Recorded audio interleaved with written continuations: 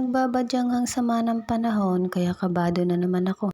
Para di halatang kabado 20 ako, sinabayan ko ang trip ng jowa ko. Abot na lang siyang nagngangawa, problemado din ata siya. Eto't nagtimpla na nga lang ako para ayos ang buto-buto. Gin with tang, dalandan mga mare. At katulad nga ng idol ko ay taga-sindi rin ako. Good luck nga sa mga atay namin, promise last na to. At pag natagos na nga kami sa pader ay bahala na kayo. Ihahabilin ko na nga lang sa inyo ang 3 naming supling. Unang tagay mare. Cheers! Ganito nga kami ng partner ko kapag Sabado at Linggo. Pinatikim ko nga sa kanya ang pulutang niluto. Pasado naman kaya tuloy lang ang ligaya.